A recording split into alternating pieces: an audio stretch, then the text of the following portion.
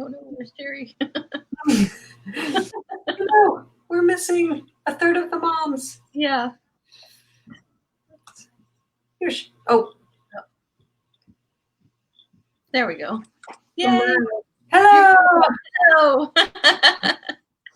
Hey everybody, thank you for joining our Facebook live chat tonight with moms running for office here in Tennessee. I'm Elizabeth Madeira. I'm running for Tennessee State House against Glenn Cassada in District 63. A little bit about me. I have 3 kids, an 8, a 5, and a 2-year-old, and I am a part-time Spanish teacher and Sunday school director. So I'm slightly busy, but a little. Hi, I'm Jen Foley. I'm running for State House Representative of District 65 in Williamson County. I'm a mom of 3, a 9, 6, and 4-year-old. I have to remember that. And I have a PhD in anthropology from Vanderbilt. Anthropology is the study of human cultures. And I also volunteer part-time for the Tennessee Achieves program, mentoring Tennessee Promise students. I am Jerri Green, and I also have 3 babies. Mine are 3, 8, and 10. I work full-time at a nonprofit, being an advocate for those who otherwise wouldn't have access to justice. I'm a former attorney. Don't hold it against me. And in the State House in District 83. It's in the suburbs in Memphis. It covers some of Memphis and some of Germantown. And we're going to all flip our seats and have more moms in office very soon. Yes, I know. I was so surprised to learn that in either the House or the Senate in Tennessee, neither one has any moms with school-raised children, with young children. There's some moms with older kids, but so when the 3 of us get there, we'll be the first and only moms of school-aged kids. Yeah. Yeah, well, we're going to kind of do this a little round robin and ask each other questions, more like a conversation. So I think I'll just start asking Jen, why are you running for office?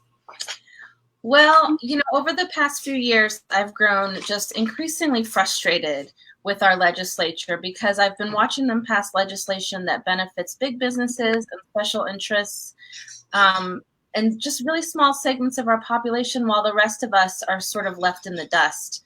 I think government should be working for us. It should be helping our lives get better, not just the rich get richer. And as a woman, I've been really frustrated by the government defunding programs that benefit women and children, like defunding our public schools, insurance programs for low-income kids, and infant and mother, insurance programs, and also just child care assistance programs that they could have expanded, but they didn't. So yeah, I'm fed up, and I want to make a change. What about you, Jerri? I feel the same way. I did a post on Facebook yesterday that said, if you're not angry, you're not paying attention. Mm-hmm. Being a mom is really why I'm running. If it wasn't for my kids, I'm not sure I would care as deeply about these issues, these causes as I do. But currently, I feel like the house is on fire and my kids are inside. Yeah. And as a mom, I feel like that means I just have one choice. I got to do something about it, right? Mm-hmm. So I'm running on a lot of the same issues. They matter to me because I have skin in the game. When they talk about permitless carry and someone being able to have a gun at my kid's soccer game, that matters to me. When they talk about taking money and putting it in vouchers and away from public schools, well, I have 3 kids in public schools. It matters to me. These things just matter to me in a different way because I'm a mom. I understand the importance of prenatal and postpartum insurance in a way that a lot of the men that we're all running against don't, right? Yeah. So it's really because I'm a mom. That's why I'm running. What about you? Yeah, I think it's a lot of the same reasons. I definitely want to leave my kids with a better community than we already have. And of course, we live in a fantastic community, but I want it to continue to be safe and healthy for them. One of my biggest issues is public school funding. My kids will go to public school. I graduated from public school. I just think public education is one of the top ways that people can improve their lives, right? And if we're cutting that short, then we're really cutting our children, our future short. Well, and really our present. I mean, it's actually, I think we're seeing right now with a lot of stuff that's going on in the community and across the country with so many young people who are still in school taking charge and leading some activism and stuff. And so I think we just absolutely need to empower them and make sure they have what they need in terms of school funding and in terms of healthcare. And Jerri, that really hit home with me, what you were talking about with our kids at school and safety. When Sandy Hook happened in 2012, our son was 6 months old and I was a teacher in the school, and it just felt really personal. And I think these issues come up and they strike us personally, then it means that something I really want to get involved and be a part of the solution. And not, to me, stepping into the game makes me part of the solution, and also let my kids know, hey, when you see problems, you can jump in and solve them too. Absolutely. That's totally part of being a parent. I mean, I'm sure you guys, just like me, my 3-year-old knows how to stand on the toilet and be quiet because he's already been back to shooter drills. My daughter has been sent notes home that say don't wear light up shoes because a shooter might find them running down the hallways, chasing them down. That's not the world I want to leave for them. So yeah, we've got to do something about it. And moms understand that on a very deep level. Yep, absolutely. Absolutely. So, Elizabeth, was there a pivotal moment or something in particular that made you to finally push you over the edge to say, I am going to stand up and run for office? Well, I think a big reason that I'm running is the seat that my district has an 18-year incumbent, and unfortunately has been full of scandal that's come out, especially in the past year. Not only just policy differences that I have with him, but issues, just inappropriate behavior that I think doesn't represent this district well. And so when the Republican Party didn't put anybody out to run against him and primary him, thought we really need to make sure that in Williamson County we run strong Democratic candidates. And so I decided that this time that would be me. So, decided to jump right in. What about you, Jerri? You know, I never really saw myself as going into politics. I graduated from Georgetown Law School. I thought I was going to do international human rights work until I went and did that twice in Africa and decided I needed air conditioning and running water a little bit more than I thought. I came out public defender for many, many years because I felt that's where the rubber met the road and I could stand up and be a voice for people. And then, like I said, now I work at a nonprofit doing similar things. But I didn't ever really see this as part of my life plan. Certainly not by the point when I had 3 kids, because that was and when I became more and more active with Moms Demand Action, then I was approached to run for office. And they say when a woman is asked to run for office, she has to be asked at least 7 times, and a man only has to be asked once. Asked me 50 times. I don't even know how many times they asked. So I'll tell you the truly pivotal moment for me was I was at a mom's leadership conference in Washington, D.C.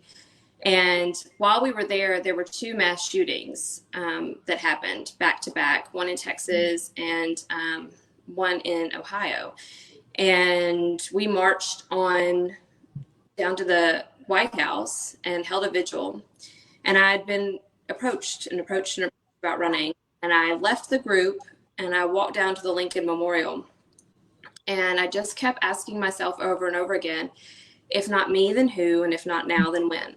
And I didn't have a good answer that wasn't me and now. Because like I said, I feel like my kids' lives are really literally on the line. Yeah. So yeah, that's when I decided. What about you, Jen?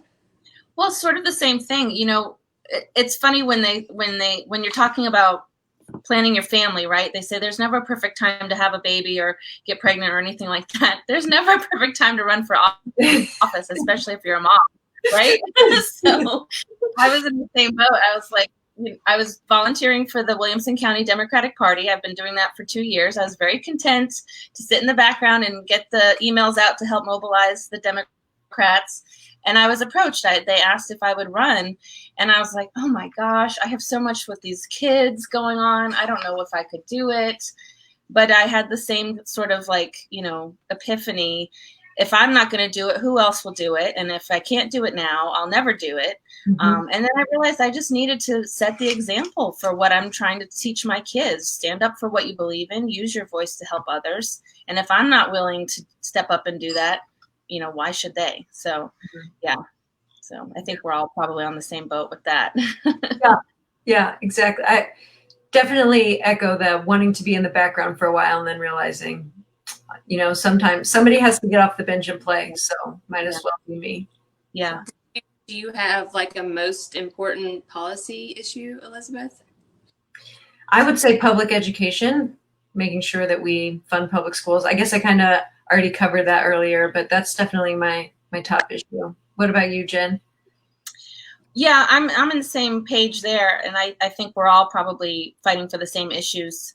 But I would say overall, what I would aim to do when elected, is really work towards making the playing field level for all Tennesseans. Right now, we have a lot of voices in our legislature looking out for the 1%, the wealthy and the business owners, but we don't have a lot of voices looking out for everyday Tennesseans. And so that's what I would do, and really fight for policies that make life easier for working families to live lives of dignity. So if you're working 40 hours a week, you don't have to work 3 jobs and then also go on, food benefits and things like that. Public education for sure. Our teachers need raises. Our schools need to be fully funded.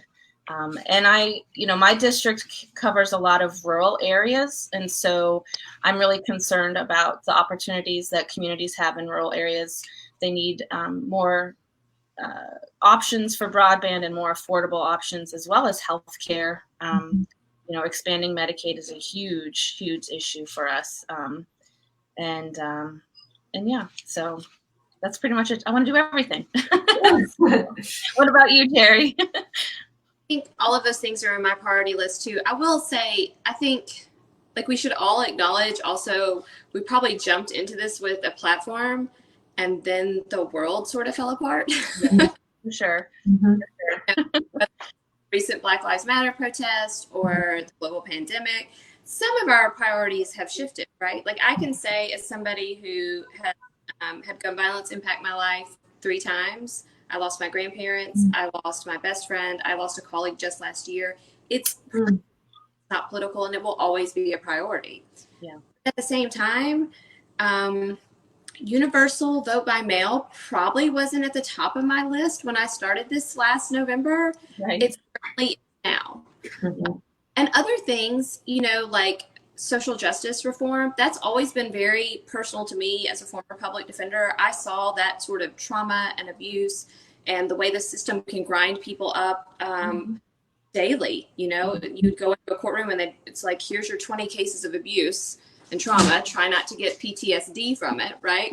Yeah. And then I would see it again the next day and the next day and the next day. And I worked with juveniles and I worked with adults. So I've seen a lot of that for a long time, and now it's coming more to the light in the public, and I'm happy about it. So that's sort of, things move up and down, but I agree, public education, expanding Medicaid coverage, all of those sort of things. And I think you name a topic, whether it's protecting our environment or stopping online bullying, and it goes back to what kind of future kind of community do we want for our kids? And so that's what I filter all of my priorities for legislation through is, does this bring common sense, decency, and compassion back to our legislature? Yeah. That's a pretty good litmus test. Common sense, decency, compassion. Yeah. We're on board with that platform. There's things we're teaching our kids, right? And my kindergartner was learning that in kindergarten this year. I feel like our legislature needs to go back to kindergarten sometimes and learn those lessons again. Yeah. That's true. And I feel like everything that we mentioned, like the whole COVID situation, just like multiplies and puts a magnifying glass on all those issues. It's just spread. We're seeing the disparity in healthcare and education and rural broadband with everything that the pandemic has brought. So I think it's even more imperative than it has been in the future. Yeah. And it's important to acknowledge that the pandemic exists and that, these problems exist. I think our legislature has been burying their heads in the sand for a while too about those issues. They're patting the back for, saying that COVID's just a media hoax. The numbers are rising and rising and rising across our state. Yeah. That feels burying your head in the sand. That's a pretty good metaphor for the situation. So yeah, absolutely. There needs to be, when you're a mom, you can't bury your head in the sand, right? They're right there. They're needing you. You see the problem. You have to come up with a solution. You can't ignore it. So I think it's the same way we'll bring that exact same action focused attitude to the state house that we have at home with the kids. So yeah. Let's see. So, Jen, why do you think it's important for moms to have positions of leadership? Which I guess we already touched on, but yeah. Well, I think aside from what we can do as moms, I think it's important for our kids to see moms in leadership. There's tons of male role models in leadership, but it's important for them to see women stepping up and putting themselves out there, not just for our girls, but especially for our boys too. There's not a lot of emphasis on boys looking to female role models. And so I think here we are being able to set that example for them. I think also moms can understand the barrier, women in leadership in general could understand some of the barriers that keep women out of those positions too. And once we achieve that level, we can help to bring those barriers down, like fighting for equal pay policies and paid family leave and all of that good stuff that we need to have. And I think, like we've already touched on, we're doing the work of instilling those values in our kids that we hope that they'll bring into the world. We're working towards their future that is right in the center of our focus. We're trying to teach them to treat people fairly and kindly. And I think we would keep those values in mind as we approach legislation. Like Jerri said, is it decent? Is it kind? Is it helping people? And so one thing that I'm really kind of frustrated with is that, we have all of these hopes for dreams for our kids, and we know that there's going to be bad things that might affect them in life too, but we want to protect them from that. And it's really frustrating to see a government that is sort of taking away possibilities for people, taking away rights, taking away funding for programs that help people achieve their dreams. So I think that's why women, especially moms, should be in leadership. What about you, Jerri? What do you think? I think a lot of what you said hits home for me. I want to show my daughter and my sons that we can be moms and more, right? And it is so important. You can't be what you can't see. Yeah. You have to understand too that, like you said, once we get there, then it's our job to bring more moms. Right now we are not underrepresented. We are unrepresented in our government, as are all the moms of school-age children in our whole state. And that's a shame, because we care about things. We care about this community. We care about making it better. And I want to be a part of that solution, but I do want us to understand the system is working exactly the way it's set up to work. They haven't made it easy on us for a reason. Yeah. So, or to figure out what we can do to make it easier for more moms to run and more moms to represent their communities, because they are passionate about helping make the places where they live better. Mm-hmm. What about you, Elizabeth? Yeah, I echo all of that. That's in what you said about we are unrepresented. And I feel like so much of what happens in the Tennessee legislature personally affects us. It personally affects our kids. It affects our families. And yet for us not to be there with a seat, we don't even have a seat at the table, let alone a place of leadership at the table. So I think absolutely representation matters, and we absolutely need to have our voices heard. And I don't know about you, but I've called countless times, my reps when something comes up and I'm frustrated and it feels like we're not being heard, and it feels like you have to actually be in there to be heard and have your point of view listened to. So absolutely, we need to be represented, and then bring in all the moms. Yeah. Jen, what do you think the hardest about running so far? Oh gosh, everything. I mean, I'm a complete novice, and I feel like I got into the game late. You know, I've only really decided to run in March, so I feel like I'm still playing catch up. Balancing my time, making phone calls is almost impossible. You know, I don't know if your kids do this, but as soon as they hear you talking to someone that's not them, they're like, "Who are you talking to? Who are you talking to?" I have to lock myself in a different room, not this one, because this one doesn't have a door. But before I do that, I have to make sure they have a snack, they have something like a movie on to occupy them, and I have to make sure no one poops. No one needs to poop, because as soon as I get on the phone, someone has a bathroom incident. I swear, it happens every single time. So yeah, so that's I'm not even my youngest. Seriously. Yeah. Yes. Absolutely. What about you, Elizabeth? What do you think? Yeah.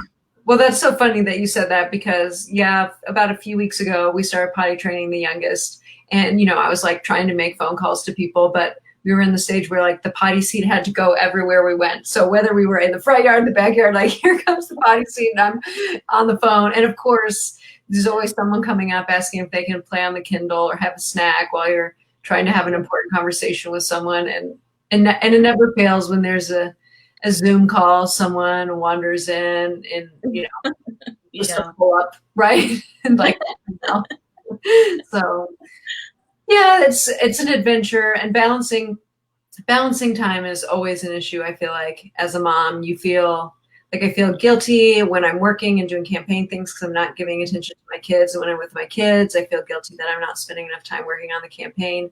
So it's a constant struggle. I think pretty much every mom has the same struggle. So we're just carrying it over into this side too. And I'll also say, I knew it going in that your life becomes open to the public. Like I knew that in my head, but when it actually starts happening, then I think it's a little bit of a shock to the system. Like, okay, lots of people are going to tell me how they think I need to do things, whether with my kids or with my run for office. And you just have to take it in stride and with a polite Southern smile. Yeah. Mm-hmm. Yes. I think aside from trying to figure out what to wear on Facebook Lives, like standing in your kitchen at 1,000 years, which is a very hard part, probably something men don't worry about also. The balancing is really hard. Our slogan is "One Tough Mother," and I remember very early on, I announced way back in November, and near Christmas, my youngest took a Sharpie to this pretty white kitchen. And I posted about it on my personal page and said, do we think Wilder's going to make the naughty or the nice list this year? And I got more than one man responding to me that I thought my slogan was going to be "One Tough Mother," then I needed not to post things like that showed I wasn't a tough mother. And it did. It took me back where I thought, well, there was consequences. Let's just start there. Mm-hmm. But also, two at the time, you know. Yeah. Happen. This is real life. Real life is messy. So sorry, not sorry.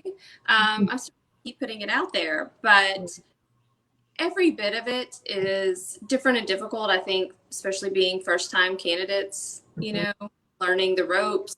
Call time, you said, is impossible. I tell my kids all the time. We have a saying in our house that hard is not impossible, but call time with 3 small children might be impossible.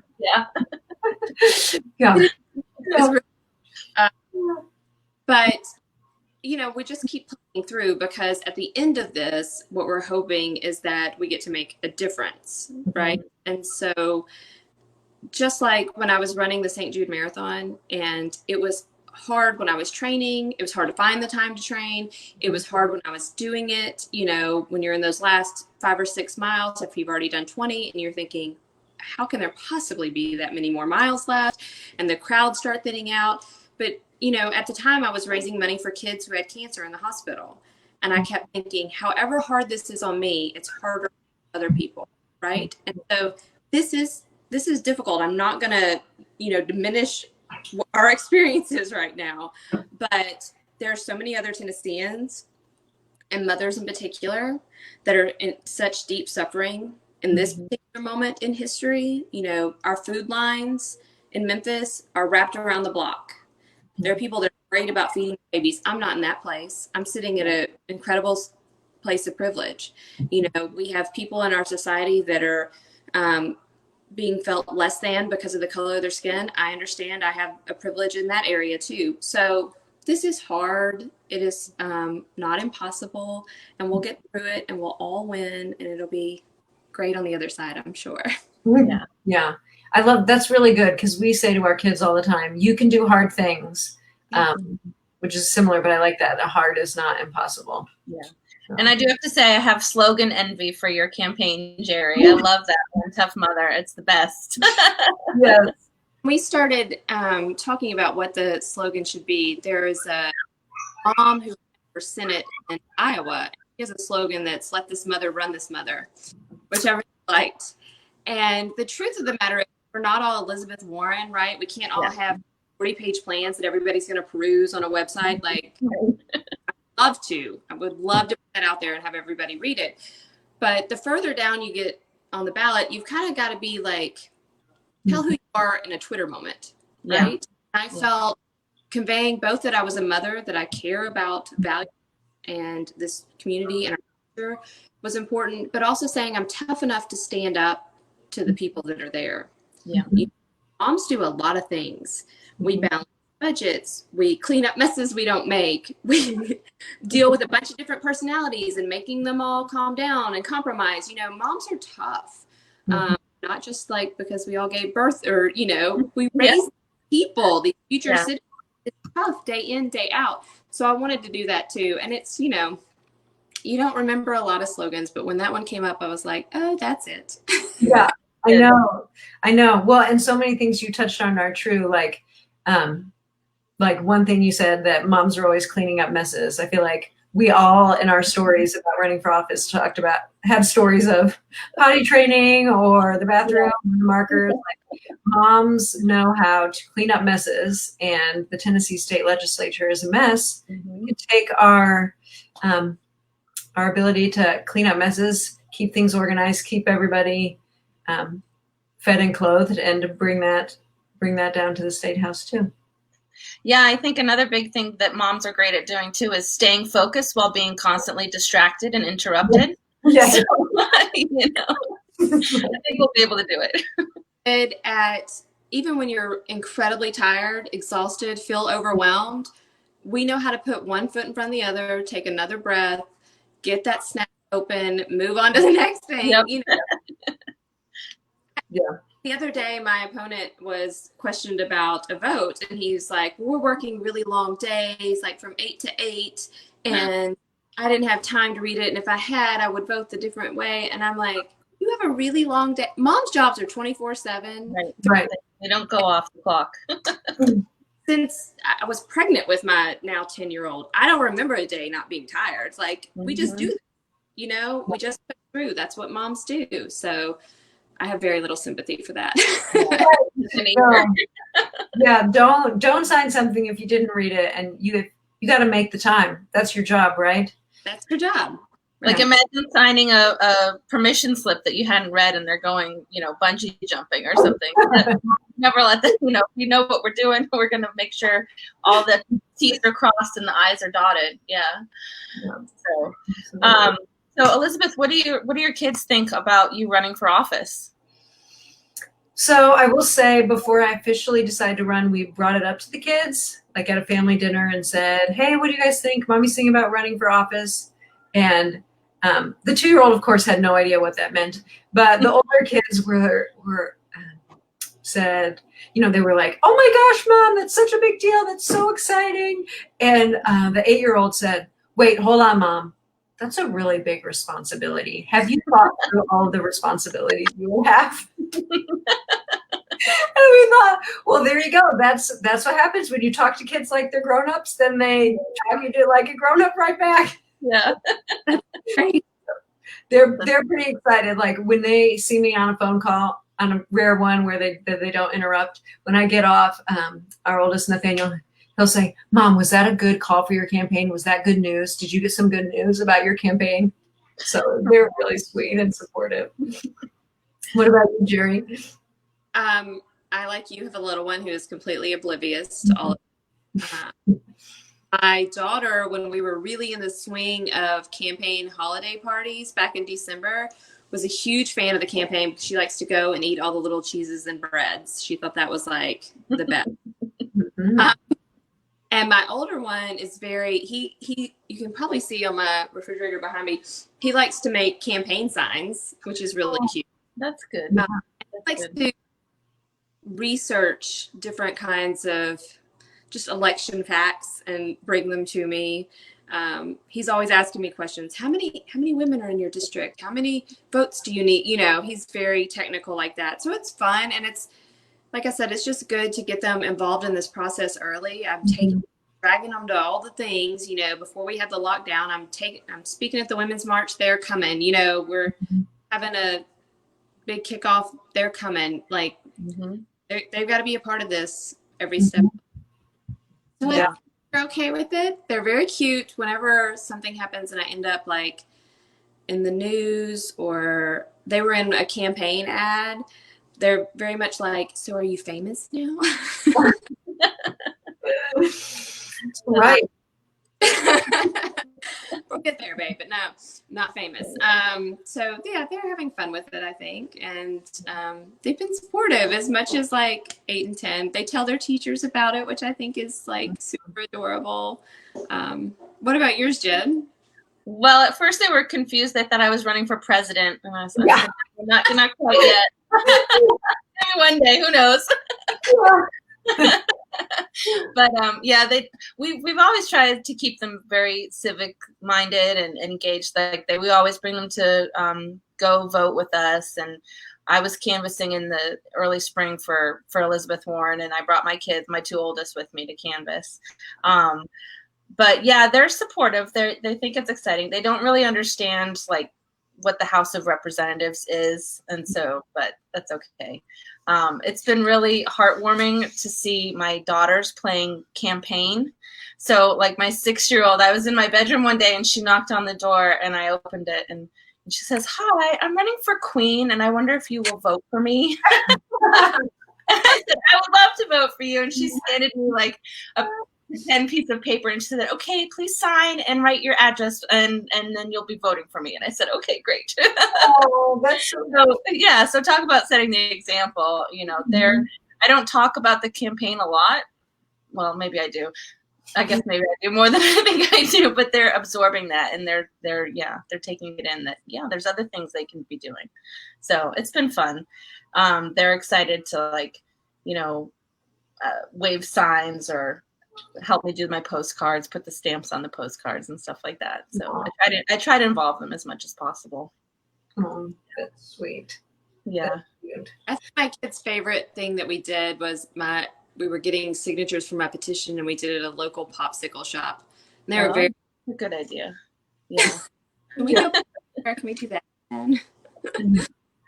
Yeah. The only thing from that is an ice cream shop. Oh. I've been a little hesitant to take them out to public events, like especially once the lockdown has started. But have you guys done that? Have campaign events and had them? And not since the lockdown, since quarantine, we have been pretty much just here at the house. Very few exceptions. My mother is immunosuppressed, and it's very important to me that they continue to get to see their grandparents. We went probably 2.5 months without them seeing my parents who live here in town. Wow. So, just because we wanted to be so precautious, right? Yeah. And they're now able to go back over to their grandparents' house, and we're just as supportive as I am of many of the things that are happening out in public, and as much as I would love to go have like tacos on a patio, I can't even talk about it. Adult beverage, maybe point. I'm just not. We're not risking it right now, just because we want them to be able to enjoy family. Yeah. Yeah. Good call. See, well, so here's a thought. No one ever asks dads or men at all how they juggle everything on their plate, right? How do they balance running for office and home and the kids and the work? But I imagine as moms, we have, or we'll get that question a lot. So Jerri, how do you handle that question when you get it? You know, it's funny. I get it all the time. All the time. When I was out at fundraisers and campaigning, and mostly from women. Really? Here's what I know about that question. What they're asking is not, how are you going to do call time with a kid talking in your ear? What they're asking is, who's going to pack the lunches and fold the laundry and make sure that the permission slips are signed, and all of the unseen, unpaid, unappreciated labor that women moms do. Yeah. And my answer is twofold. One is, I have a wonderful network village of my parents, my husband, soccer moms, kids from our school, their moms. We have a whole village that parent my children, because it takes all of us, right? So I'm very lucky to have that support network. But I do have this other functioning human that lives in my house. Adult human that also can do all those things. And I have little people that can do those things. They know how to unload the dishwasher and put away their dishes. I am raising them to be capable adults. So they've always packed their own lunches since they started going to kindergarten. You know, we work as a family because we've always been a two working parent family. So that's the first part of my answer. The second part of my answer, when people ask me how I can run with 3 small kids at home, is, how can I not? If I care about them, and if I care about this world that we're going to leave from them, because those are my special interests, that is my legacy. Those 3 little hearts that walk away from me, you know, to get on the school bus, that's who I care about. And so if you ask me how I can run for office, when I see what's happening in our state legislature, in our state house in particular, how can I not? How can you not? That's how I answer it. Have you been asked it, Jen? I agree. I actually have not been asked that question yet, and I was thinking about how I would even answer that. And just like you, I think, you know, when people ask that, they're making that assumption that there's been a lot of talk in society lately about how women are the default parent, right? And we do carry that invisible burden. We do the invisible work. And so there's that assumption that if we're focusing our attention on the campaign, somehow our families or our children are suffering. And that's, you know, if we're evolving as a society, we have to know, like you said, our kids can do things, our husbands can do things. Yeah, there's people that can pick up the slack. I will say my husband did have a rude awakening to things that I do that he doesn't understand. Like, you know, you keep the running tally of what's in the pantry, right? So you know how to order the groceries. He was trying to do an online grocery order for maybe like 15 products or something like that. And it took him, I kid you not, it took him about an hour because he had to keep getting up to check to see, what is this in the pantry? Is this in the refrigerator? And I said, if you just ask me, I can tell you yes or no. But, you know, it's things like that. And I think if we do want to further women's opportunities and rights, we need women stepping out of that comfort zone and putting men in the uncomfort zone, right? And making the men pick up those jobs that they didn't have to handle before. So, and, you know, like you said, Jerri, I rely on volunteers for my campaign. I mean, I think all of our campaigns are huge they're driven by our volunteers. Thank God for them because, you know, they're the ones who can do all the calling when we can't. And so, yeah. Well, when somebody, if you know what's going to happen to your kids, you can also look at them and say, are you offering to babysit? Yeah, that's a good one. That's a good one. Right. What about you, Elizabeth? Have you had that question posed to you yet? Well, I've always been kind of one of those people that maybe always has too much on her plate, technically. So people have been asking me that for years. But I feel like every time the answer for me, and I like to think that people are doing that out of concern. Like, are you able to get enough sleep? Yeah. Are you able to like take care of yourself also? But I feel like now, and sorry to like go back a little bit, but I have read so many articles about during the pandemic and COVID, how much moms have just taken the brunt of all the childcare stuff. Yeah. And I will say from the get-go when school was first canceled, I kind of saw the writing on the wall after seeing what happened in China. And my husband, Dave, and I sat down and I was like, we're going to need a new plan.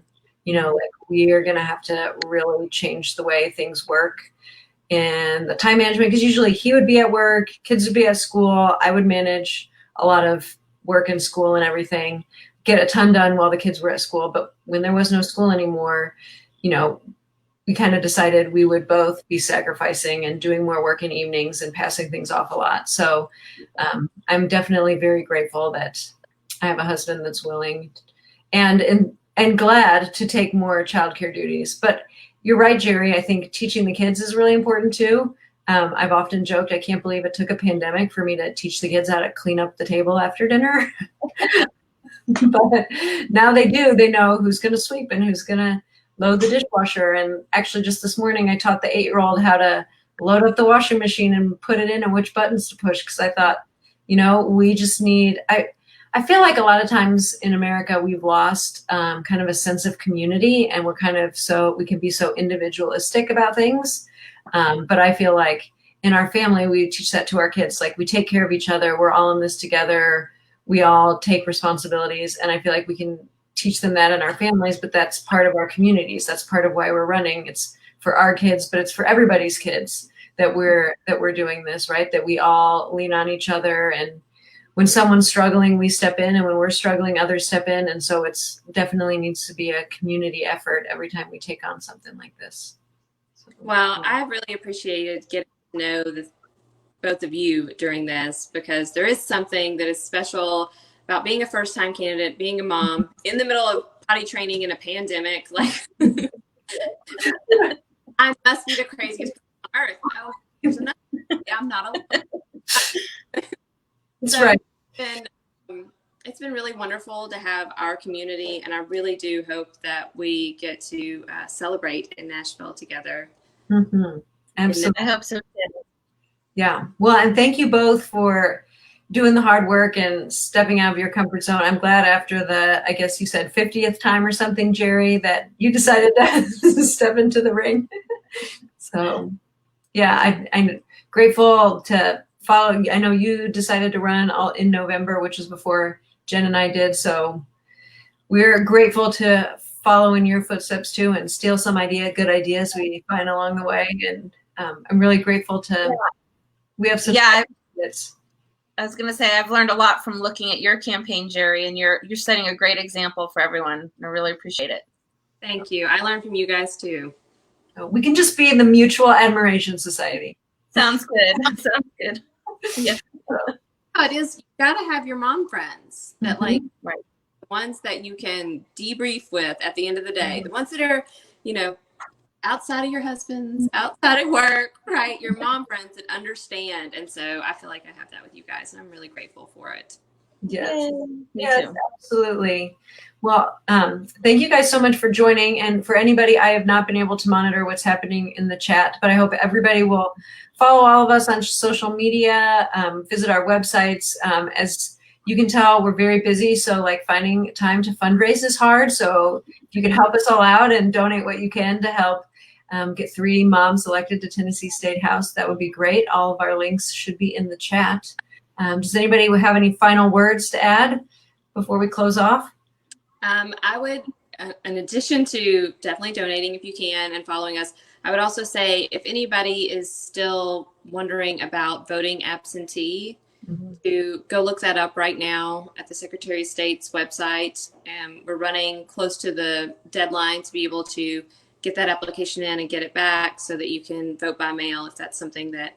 And now, thanks to a wonderful lawsuit by two attorney friends of mine and the ACLU and a couple other folks, because of COVID, you can vote by mail safely. So definitely look that up if that's something, because we need every single one of you to go vote and to take people along with you to vote. So whether you do it on the couch or the back, I don't care. Yeah. Yes, that's a good reminder to everybody that's watching. Make sure your voter registration is up to date. Make sure that you can vote in August and then again in November. Yeah. I would add too that it's really easy to volunteer. One of the good things about COVID is that we're finding ways to do things from home. So if you can't donate, you're not in a position to do that, you can volunteer and make phone calls from home and help at all of our campaigns. My campaign is having a day of action on Saturday. I know you both have done those as well. So it's, we've got everything set up for you. We even have a script. It's super easy, and it makes actually a really big deal for campaigns. Yes, absolutely. Absolutely. So, well, thank you everybody for joining. And, I guess, did we have any, I wonder, maybe I should check the comments to see if anybody had questions. Doesn't look like questions. So more cheering us on. We love cheers. All right. Well, everybody have a good night, and thank you so much for the support. And I'm sure you'll see us in your feed soon. Bye. Bye. Thank you. Yeah. Thank you.